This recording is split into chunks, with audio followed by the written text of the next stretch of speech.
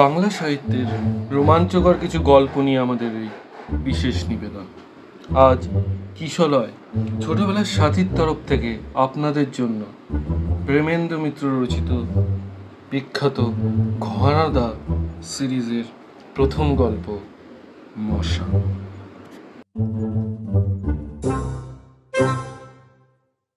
কল্লোল যুগের বিখ্যাত লেখক প্রেমেন্দ্র মিত্র 1904 সালের 4 সেপ্টেম্বর বারাণসী, উত্তরপ্রদেশে জন্মগ্রহণ করেন। তিনি একজন বহুমুখী প্রতিভার অধিকারী ছিলেন। তিনি একাধারে বাঙালি কবি, ছোট গল্পকার, ঔপন্যাসিক এবং চিত্র পরিচালক ছিলেন। বাংলা সাহিত্যে তার সৃষ্ট জনপ্রিয় চরিত্রগুলি হল ঘনাদা, পরাশর বর্মা, মেজকর্তা এবং মামাবাবু।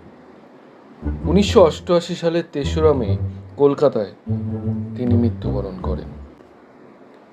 মশা গল্পটির ঘটনাস্থল শাখালিন দ্বীপ। যখন প্রেমেন্দ্র মিত্র এই গল্পটি লিখেছিলেন তখন এই দ্বীপটি হঠাৎ সংবাদ জগতে গুরুত্ব পেয়ে যায়, কারণ তখন দ্বিতীয় মহাযুদ্ধের বিজয়ী পক্ষ আর বিজিত পক্ষের মধ্যে সন্ধির ব্যবস্থাগুলোর সময় সামনে এসে পড়ে শাখালিনের ভাগ্য নির্ণয়ের প্রশ্ন। তাই ঘনাদার মুখে শুনি, শাখালিন দ্বীপের নাম শুনেছ কিন্তু কিছুই জানো না, কেমন? শাখালিন আগে ছিল একা রাশিয়ার। 20 শতাব্দীর প্রথম দশকে রুশ জাপান যুদ্ধে জয়ী হয়ে জাপান লাভ করে দ্বীপটির দক্ষিণ ভাগের উপর কর্তৃত্ব। আবার দ্বিতীয় মহাযুদ্ধের পরে বিজয়ী পক্ষের শরিক সোভিয়েত রাশিয়া সে কর্তৃত্ব ফিরে পায়। যে সময়কার গল্প ঘনাদা এখানে বলেছেন সে সময় শাখালিন বিভক্তই ছিল।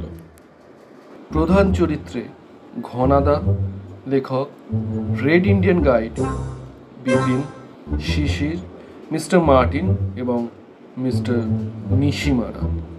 শুরু হচ্ছে মশা।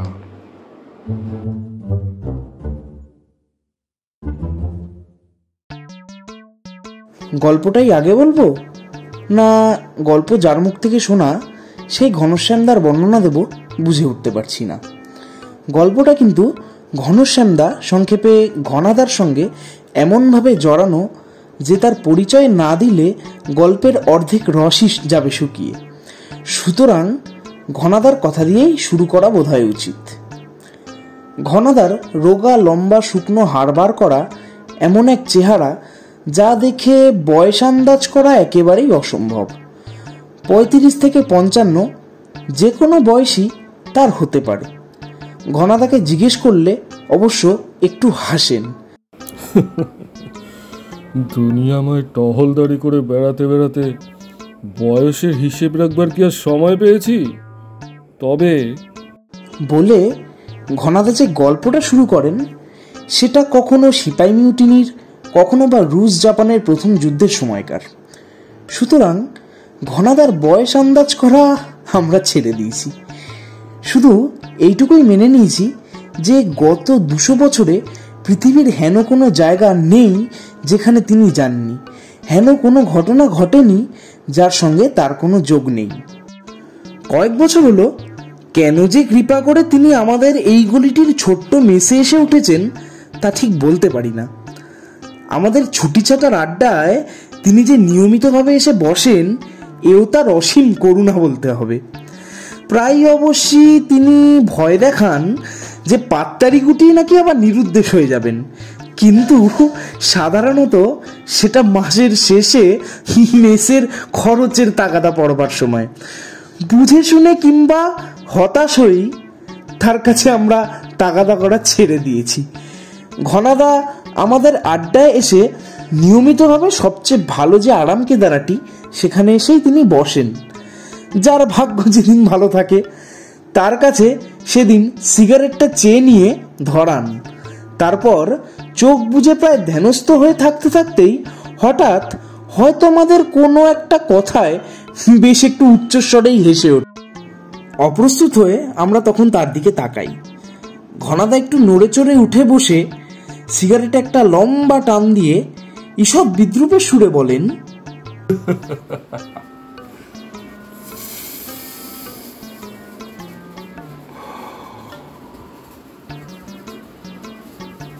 কি কথা হচ্ছিল? বন্যার? আমরা লজ্জিতভাবে স্বীকার করি যে সামান্য দামোদর বানের কথা আমরা আলোচনা করছিলাম। ঘনাদা আমাদের দিকে এমন করুণা মিশ্রিত অবজ্ঞার স্বরে তাকান যাতে মনে হয় দামোদরের বানে আমাদের নিজেদের ভেসে যাওয়াই ভালো ছিল। তারপর জিজ্ঞাসা করেন, টাইডাল ওয়েভ কাকে বলে জানো? দেখেছো কখনো সেই প্রলয়ের ঢেউ যাকে বলে সমুদ্র জলোচ্ছ্বাস? সংকুচিতভাবে স্বীকার করি যে নামটা জানলেও ব্যাপারটা সম্বন্ধে নিজেদের কোনো অভিজ্ঞতা নেই। কেমন করে আর থাকবে? তাহলে শোনো, তখন মুক্তোর ব্যবসা করব বলে তাহিতি দ্বীপে গিয়ে উঠেছি। ঘনাদার সেই সুদীর্ঘ চিত্তাকর্ষক গল্প থেকে জানা যায় যে কি করে এই রকম এক টাইডাল ওয়েভের মাথায় একবেলায় তাইতি থেকে একেবারে ফিজি দ্বীপে গিয়ে তিনি উঠেছিলেন। এই গল্প শোনার পর আমাদের অবস্থা যে কি হয় তা বলাই বাহুল্য। দিন দুপুরে সূর্যের সামনে মিটমিটে লণ্ঠনের মতন আর কি। ঘনাদার ভয়ে আমাদের অত্যন্ত সাবধানে কথাবার্তা বলতে হয়, কিন্তু আটঘাট বেঁধে যতই কিছু বলি না কেন ঘনাদার হাত থেকে নিষ্কৃতি নেই। দেখা যায় ঠিক তিনি টেক্কা দিতে বসে আছেন। হয়তো কথায় কথায় কে বলেছে যে আজকাল অনেকেরই চোখে চশমা, চোখের জোর আর বড় বেশি নেই। ঘনাদা তার মার্কা মারা হাসিটি হেসে অমনি গিয়ে উঠলেন একেবারে অ্যান্ডিজ পাহাড়ের চূড়োয়, পৃথিবীর সবচেয়ে বড় পাখি কন্ডর শকুনের বাসার খোঁজে। চোখের জোর দেখেছি বটে সেবার। অ্যান্ডিজ পাহাড়ের ওপর পথ হারিয়ে ফেলেছি, শীতে প্রায় জমে যাবার জোগাড়। সঙ্গে একজন আর্জেন্টাইন শিকারি আর বোরোরো জাতের এক 6.5 ফুট লম্বা রেড ইন্ডিয়ান গাইড। সন্ধ্যা হয় আর খানিকক্ষণের মধ্যে পথ না খুঁজে পেলে এই পাহাড়ের ওপরই বরফ চাপা পড়ে মরতে হবে। এমন সময় আমাদের চূড়োর নিচেকার খানিকটা মেঘ একটু ফাঁক হয়ে গেল, কিন্তু 12,000 ফুট ওপর থেকে সেই ফাঁক দিয়ে কি আর দেখা যাবে? কিন্তু তখনও বোরোরো জাতের তীক্ষ্ণ দৃষ্টির কথা তো জানি না। হাত দুটো দূরবীনের মতো করে সে একবার চোখের সামনে ধরলো, তারপর বলল, ব্যাস আর ভয় নেই। অবাক হয়ে জিজ্ঞাসা করলাম, ভয় তো নেই, কিন্তু কি দেখতে পেলে তুমি? সে হেসে বলল, কেন, ওই তো নিচে শিকারীদের তাঁবু ফেলা হয়েছে। বড় একটা কুকুর নিয়ে লাল কোট পরা এক শিকারী এইমাত্র তাঁবুতে ঢুকলো। শুনে আমি তো অবাক। ঘনাদার কথা শুনে আমরা ততোধিক অবাক হয়ে বললাম, 12,000 ফুট ওপর থেকে লাল রঙের কোট পর্যন্ত দেখতে পেলে? তা না হলে আর চোখের জোর কিসের? শকুনের চোখ কিরকম জানো? 2 মাইল ওপর থেকে ভাগাড়ের গরুল্লাস ওরা দেখতে পায়। এই বোরোরো শিকারীদের চোখ তেমনই। এরপর আমরা যে নির্বাক হয়ে গেলাম তা বলাই বাহুল্য। প্রায় নির্বাক হয়ে থাকি আজকাল। এর ভেতর সেদিন কি থেকে বুঝি মশার প্রসঙ্গ উঠে পড়েছিল। ঘনাদা তখনও এসে পৌঁছননি, তাই বোধ হয় আমাদের অতটা সাহস আর কি। তাছাড়া ভেবেছিলাম যে সামান্য মশা মারবার ব্যাপারে ঘনাদা তার কামান দাগা প্রয়োজন বোধ করবেন না। কিন্তু ভুল ভাঙতে আমাদের দেরি হলো না। বিপিন সবে তাদের গায়ে কিভাবে মশা মারবার ব্যবস্থা হচ্ছে সেই কথা তুলেছে। হঠাৎ দরজায় ঘনাদার আবির্ভাব। কি কথা হচ্ছিল? আমরা অত্যন্ত সংকুচিত হয়ে বলি, না এমন কিছু নয়, এই মশা মারবার কথা বলছিলাম। বিপিন তাড়াতাড়ি আরাম কেদারাটা ছেড়ে সসম্মানে ঘনাদার জন্য জায়গা করে দেয়। ঘনাদা তাতে সমাসীন হয়ে শিশিরের কাছে একটা সিগারেট চেয়ে নিয়ে ধরিয়ে বলেন, ও মশা। একটা আশ্বস্ত হই, যাক ঘনাদার দৃষ্টি তাহলে মশা পর্যন্ত পৌঁছবে না। কিন্তু পর মুহূর্তেই বোমা ফাটলো, যে সে বোমা নয়, একেবারে অ্যাটমিক। হ্যাঁ, মেরেছিলাম একবার একটা মশা। আমরা স্তম্ভিত। ঘনাদা মশার প্রসঙ্গ বাদ দিতে চান তা দেখে নয়, স্তম্ভিত তার এক অবিশ্বাস্য বিনয়। মশাই যদি মারতে হয় তাহলে ঘনাদা মাত্র একটি মশা মারবেন, এ যে কল্পনাও করা যায় না। শিশির সাহস করে বলেই ফেলল, একটি মশা মেরেছিলেন? হ্যাঁ, একটি মাত্র মশাই জীবনে মেরেছি। আমাদের হতবুদ্ধি করেই ঘনাদা বলে চললেন, মেরেছি 1939 সালের 5ই আগস্ট শাখালিন দ্বীপে। ফ্যালফ্যাল করে তার দিকে চেয়ে আছি দেখে একটু চুপ করে থেকে আবার বললেন, শাখালিন দ্বীপের নাম শুনেছ কিন্তু কিছুই জানো না। কেমন? দ্বীপটা জাপানের উত্তরে সরু একটা করাতের মতো উত্তর দক্ষিণে লম্বালম্বি হয়ে পড়ে আছে। তার দক্ষিণ দিকটা ছিল জাপানিদের আর উত্তরটা রাশিয়ার। সেই দ্বীপের পূর্ব দিকের সমুদ্রগুলো তখন অ্যাম্বার সংগ্রহ করবার একটি কোম্পানির হয়ে কাজ করছি। এমন অখাদ্য পাণ্ডব বর্জিত জায়গায় দুনিয়ায় আর আছে কিনা সন্দেহ। বছরের অর্ধেক সেখানে মুষলধারে বৃষ্টি পড়ে আর বাকি অর্ধেক বরফে সব জমে যায়। তার উপর আছে ভীষণ তুষার ঝড় আর গাঢ় জমাট কুয়াশা। কোনো রকমের দামি কিছু অ্যাম্বার সংগ্রহ করেই সে মুখ আর হব না, এই ছিল মতলব। কিন্তু সে আশায় ছাই পড়ল। আমাদের কোম্পানির তানলিন নামে এক চীনা মজুর একদিন সকালে হঠাৎ নিরুদ্দেশ। তার সঙ্গে এ পর্যন্ত যা অ্যাম্বার জোগাড় হয়েছিল সেই মহামূল্য থলিটাও। শাখালিন দ্বীপটি তো নেহাত ছোটোখাটো নয়, তার বেশিরভাগ আবার জঙ্গল আর পাহাড়। সেসব পাহাড় জঙ্গলের অনেক জায়গায় মানুষের পায়ের চিহ্নই পড়েনি। সুতরাং এই দ্বীপে কাউকে খুঁজে বার করা সোজা নয়। তবে একটা আশার কথা ছিল এই যে অ্যাম্বারের মতো দামি রত্ন চুরি করে শাখালিন দ্বীপে লুকিয়ে থেকে কারুর লাভ নেই। সে চোরাই মাল বেচতে তাকে কোনো বড় সভ্য দেশে যেতেই হবে। আর শাখালিন দ্বীপ ছেড়ে এপ্রিল থেকে অক্টোবরের মধ্যে কাউকে যেতে হলে প্রধান শহর অ্যালেকজান্ড্রোভস্ক থেকে ভ্লাদিভস্টকের স্টিমার না ধরে উপায় নেই। অক্টোবরের পরে অবশ্য সমুদ্র জমে বরফ হয়ে যায়। তখন লুকিয়ে কুকুরটানা স্লেজে করে পালানো সম্ভব, কিন্তু প্রধান স্টিমার ঘাটায় কড়া নজর রাখবার ব্যবস্থা করলে তার আগে চোর কিছুতেই শাখালিন থেকে বেরোতে পারবে না। অক্টোবর পর্যন্ত তাকে খুঁজে বার করবার সময় অন্তত আমরা পাব। বেতারে অ্যালেকজান্ড্রোভস্কের পুলিশের কাছে সমস্ত খবর পাঠিয়ে আমিও আমাদের ক্যাম্পের ডাক্তার মিস্টার মার্টিন দুজন কুলি নিয়ে তানলিনের খোঁজে বেরিয়ে পড়লাম। কয়েকদিন জলা জঙ্গলে ঘুরে ঘুরে যখন প্রায় হতাশ হয়ে উঠেছি, তখন হঠাৎ ভাগ্যক্রমে একটা হদিশ পেয়ে গেলাম। টিয়ারা পাহাড়ের কাছে সেদিন সন্ধ্যায় আমরা তাঁবু ফেলেছি। ওখানকার আদিম গিলিয়াক জাতির এক শিকারীর কাছে সকালবেলা একটা পুরো খবর পেয়েছিলাম যে এই দিক দিয়ে একজন চীনাকে যেতে দেখা গেছে, কিন্তু তখনও পর্যন্ত সে খবরে বিশ্বাস করবার মতো কোনো প্রমাণ পায়নি।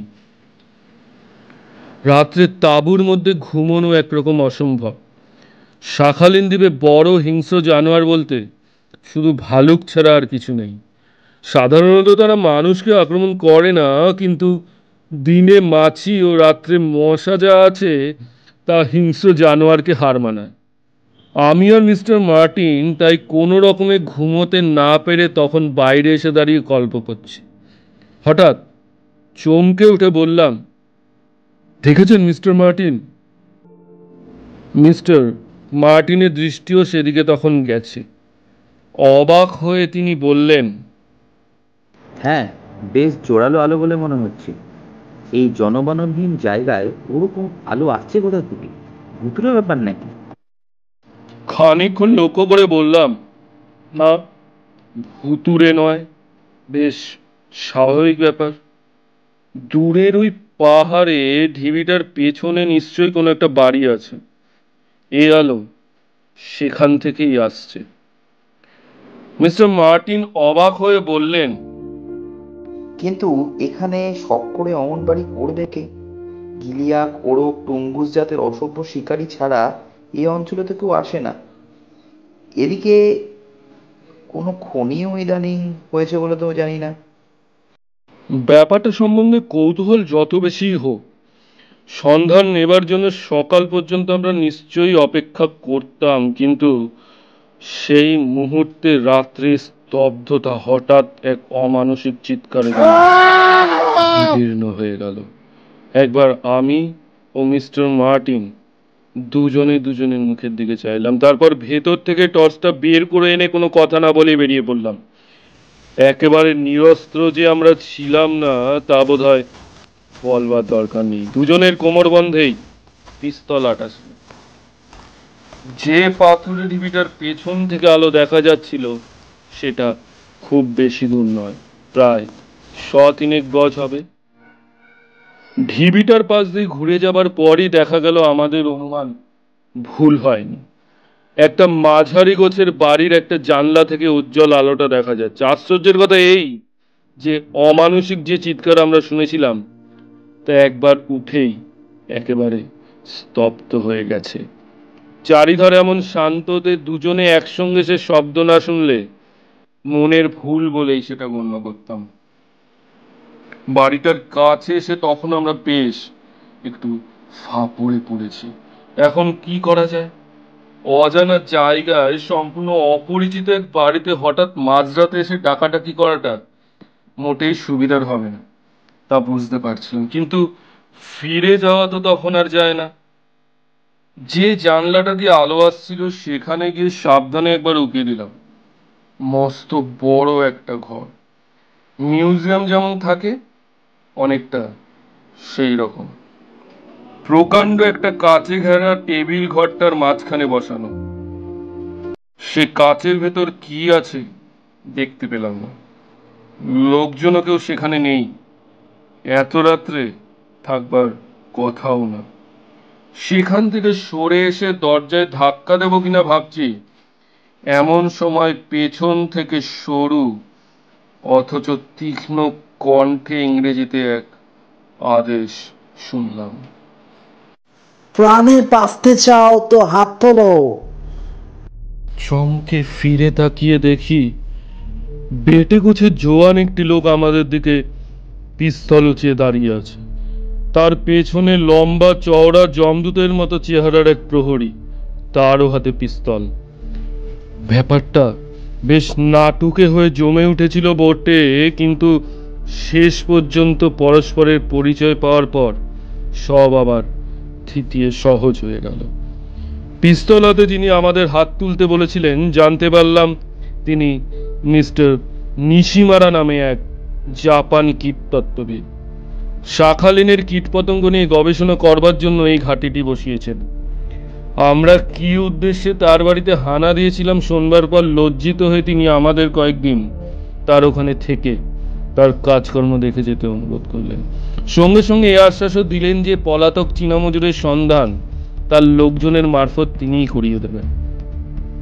এই অঞ্চল তার একরকম হাতের মুঠোয়, তার লোকজনের হাত এড়িয়ে কারোর পালাবার ক্ষমতা নেই। কথাটা যে কতখানি সত্য একদিন পার না হতেই বুঝতে পারলাম। পরের দিন সকালে মিস্টার নিশিমারা তার গবেষণাগার আমাদের ঘুরিয়ে ঘুরিয়ে দেখিয়ে অনেক কিছু বুঝিয়ে দিলেন। সাধারণ কীটতত্ত্বের গবেষণা তিনি যে করেন না তার ল্যাবরেটরির নানা বিভাগ দেখেই তা অবশ্য বোঝা যায়। শুধু পর্যবেক্ষণ নয়, কীটপতঙ্গ লালন পালন ও পরিবর্ধন করবার জন্য রাসায়নিক ও বৈদ্যুতিক নানা যন্ত্রপাতি ও উপাদান উপকরণ তার বিরাট ল্যাবরেটরিতে আছে। মিস্টার মার্টিন একসময় তাকে জিজ্ঞাসা করলেন, পোকামাকড়ের ভেতর মশাই দেখছি আপনার গবেষণার প্রধান বিষয়। তাতে আশ্চর্য হওয়ার কিছু আছে? হ্যাঁ, মানুষের সভ্যতার মশাই হচ্ছে সবচেয়ে বড় শত্রু। হ্যাঁ, এই শাখালিন দ্বীপ থেকে শুরু করে সমস্ত পৃথিবীতে শুধু ম্যালেরিয়ার বাহন হিসেবে মশা যে কি পরিমাণ ক্ষতি প্রতিনিয়ত করছে ডাক্তার হিসাবে আপনার নিশ্চয়ই অজানা নয়। কিন্তু আপনার গবেষণাগারে তো দেখছি মশার লালন পালনই আসল কাজ।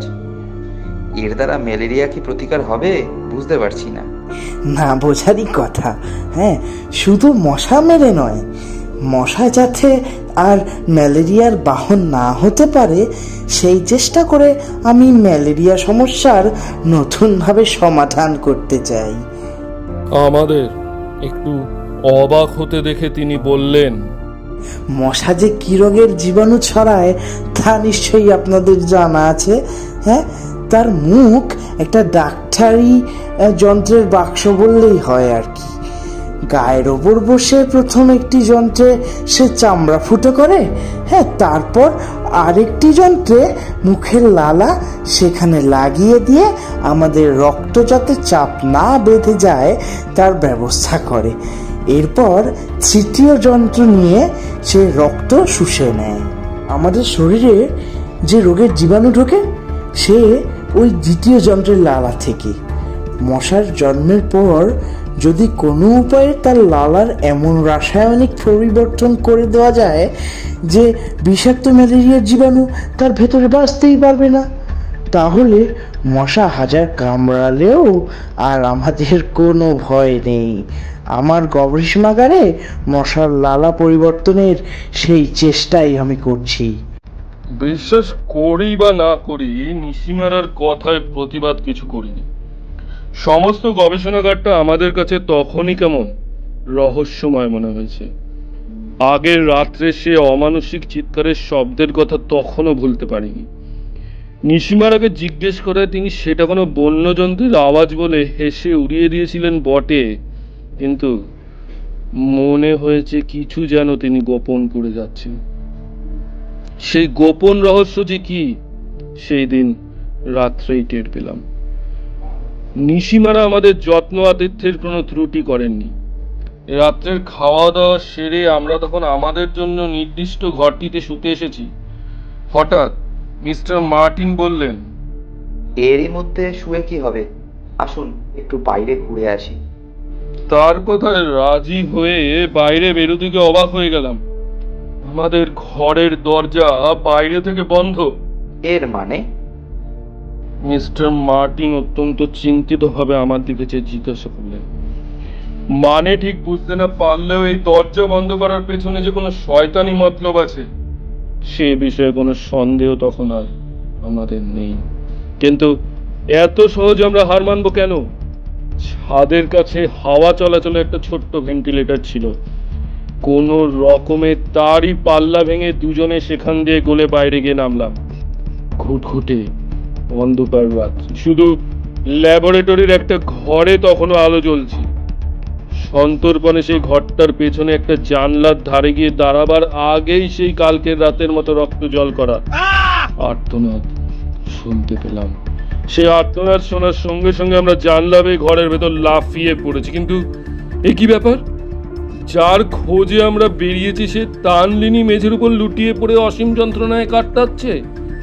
তার এক পাশে কাল রাতে যাকে দেখেছিলাম সেই যমদূতের মতো কাফরি প্রহরী দাঁড়িয়ে, অন্য পাশে একটা কাচের মোটা নলের জিনিস হাতে করে মিস্টার নিশিমারা। ব্যাপার কি মিস্টার নিশিমারা? বেশ একটু উত্তেজিতভাবে জিজ্ঞাসা করলাম। মিস্টার নিশিমারা আমাদের দেখে রাগে বিস্ময়ে খানিকক্ষণ কথাই বলতে পারলেন না। তারপর অনেক কষ্টে নিজেকে সামলে বললেন, আমার আতিথেয়তার উপর একটু বেশি অত্যাচার করছেন না আপনারা? এ ঘরে আসতে কি কেউ আপনাদের অনুমতি দিয়েছে? কেউ দেয়নি। এখন বলুন এখানে হচ্ছেটা কি? যা হচ্ছে তাই দেখতে পাচ্ছেন। এই লোকটাকে সাপে কামড়েছে, তারই চিকিৎসা করছিলাম।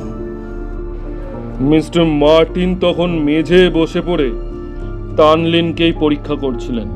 তিনি মুখ তুলে কঠিন স্বরে বললেন, এ তো মারা গেছেন, আর সাপেও কামড়ায়নি। বলুন কি করেছেন একে? কি করেছি জানতে চান?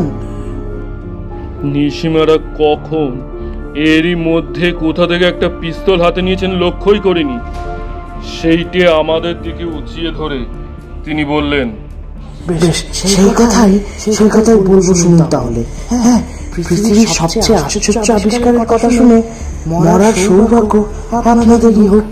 আপনাদের টানলেন, সাপের কামড়ে মারা যায়নি, মারা গেছে মশার কামড়ে। মশা, সামান্য একটা মশার কামড়ে। নিশিমারা তীক্ষ্ণ উচ্চ অট্টহাস্যে আমাদের স্তম্ভিত করে আবার বলতে লাগলেন, বিশ্বাস করতে পারছেন না ব্যাপারটা? কেমন? কোনো ভাবনা নেই, এক্ষুনি প্রত্যক্ষ প্রমাণ আপনাদের দিচ্ছি। কিন্তু তার আগে বলে যাই শুনুন। মশার লালার রাসায়নিক পরিবর্তনের কথা যে বলেছিলাম, মনে আছে তো? সে পরিবর্তন কিন্তু আমি সত্যিই করেছি। ডিম থেকে শুরু করে মশা যখন সামান্য জলের পোকা হয়ে থাকে, তখন পর্যন্ত তার উপর নানান প্রক্রিয়া চালিয়ে মশার লালার এমন রাসায়নিক পরিবর্তন আমি ঘটিয়েছি যে সাপের বিষের চেয়েও সে লালা মারাত্মক হয়ে উঠেছে। কাল রাত্রে যে চিৎকার শুনেছিলেন, সে এমনই একজনের ওপর মশার কামড়ের পরীক্ষার ফল। থানলিনের অবস্থা তো সামনেই দেখতে পাচ্ছেন। এইবার আপনাদের পালা। নিশিমারার ইঙ্গিতে সেই যমদূত তখন মিস্টার মার্টিনকে অবলীলাক্রমে তুলে ধরেছে। তার দিকে এগিয়ে গিয়ে নিশিমারা বললেন, এই কাছের নলটি দেখছেন? এর ভেতরে একটি মাত্র বিষাক্ত মশা ভরা আছে। এই একটি মশা কিন্তু আপনার মতন জনবিশেক জোয়ানকে অনায়াসেই পরপারে পাঠিয়ে দিতে পারে। আপনি বিজ্ঞানের পীঠস্থান, সভ্য মার্কিন মূর্খের লোক। তাই আপনাদের দুই বন্ধুর মধ্যে বিজ্ঞানের পরীক্ষায় প্রাণ দেওয়ার গৌরব আমি আপনাকেই দিতে চাই। বেশি কিছু আপনাকে করতে হবে না। এই নলটি এমন কায়দায় তৈরি যে গায়ে চেপে ধরার সঙ্গে সঙ্গে সামনের ঢাকনাটি ভেতর থেকে খুলে যায়। হিংস্র মশাটিও উড়ে এসে কামড় দিতে দেরি করে না। সমস্ত মাথার ভেতর কেমন ঝিমঝিম করছিল, মনে হচ্ছিল আর যেন দাঁড়াতে পারবো না। কিন্তু তারই মধ্যে হঠাৎ মরিয়া হয়ে সজোরে একটা ঘুষি ছুড়লাম। নিশিমারা আচমকা ঘুষিকে ছিটকে পড়লেন। সঙ্গে সঙ্গে তার হাত থেকে কাচের নলটা মেঝে আছড়ে পড়ে চুরমার হয়ে গেল। তারপর যে ব্যাপারটা ঘটলো তা বর্ণনা করা যায় না। কল্পনা করো যে ভাঙা নল থেকে বেরিয়ে এসে সাক্ষাৎ সমন ঘরের ভেতর উড়ে বেড়াচ্ছে, আর চারজন মানুষ উন্মাদ হয়ে তাকে এড়িয়ে ঘর থেকে পালাবার চেষ্টা করছে। ঘরের মাঝখানে আবার তানলিনের মৃতদেহ। কোনো রকমে দরজার কাছে পৌঁছে খিলটা খুলে বেরোতে যাব, এমন সময় সেই বিশাল কাফরি বাঘের মতো আমার ঘাড়ের উপর এসে পড়ল। আর বুঝে আসা নেই, মশাটা ঠিক আমার নাকের কাছে একবার ঘুরে গেল। তারপরেই সেই কাফরি একসঙ্গে 5টা রেলের ইঞ্জিনের মতো চিৎকার করে আমার ঘাড়ের উপর নেতিয়ে পড়ে গেল। বুঝলাম মশার দংশন জ্বালার সঙ্গে সব জ্বালা তার জুড়িয়েছে। কিছু ভাববার আর সময় নেই, উঠে পড়ে আবার পালাতে যাচ্ছি। এমন সময় দেখি মিস্টার নিশিমারা জুজুৎসুর প্যাচে মিস্টার মার্টিনকে চিৎ করে ফেলে দিয়েছেন, আর মশাটা ঠিক তার মাথার কাছে উঠছে। ছুটে গিয়ে হ্যাচকা টান দিয়ে মিস্টার মার্টিনকে খানিকটা সরিয়ে দিলাম। সঙ্গে সঙ্গে নিশিমারার আর্তনাদ শোনা গেল। মশাটা ঠিক তার গালের উপর গিয়ে বসেছে। এবার আর এক মুহূর্ত দেরি হলো না, আমার প্রচণ্ড এক চাপড় গিয়ে পড়ল নিশিমারার গালে। মশা আর নিশিমারার ভবলীলা একসঙ্গেই সাঙ্গ হয়ে গেল। মশা মারবার পরিশ্রমেই যেন হাঁপিয়ে একটা দীর্ঘশ্বাস ছেড়ে ঘনাদা বললেন, জীবনে তারপর মশা মারতে আর প্রবৃত্তি হয়নি।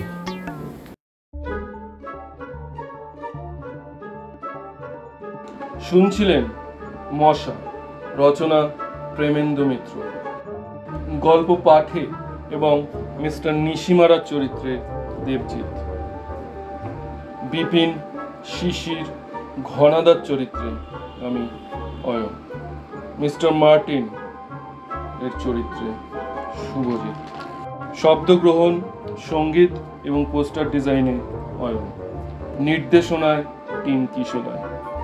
নিজেদের গল্প পাঠান ডেসক্রিপশনে দেওয়া আমাদের মেল আইডিতে। আমাদের সাথে জুড়ে থাকুন ফেসবুক এবং ইনস্টাগ্রামে, লিংক ডেসক্রিপশনে। ধন্যবাদ, সাথে থাকবেন। আরও অনেক রহস্য, ভৌতিক, কৌতুক, অলৌকিক গল্প আপনাদের আমরা শোনাবার জন্য প্রস্তুত। দেখা হবে আগামী গল্পে। আজকের মতো বিদায়।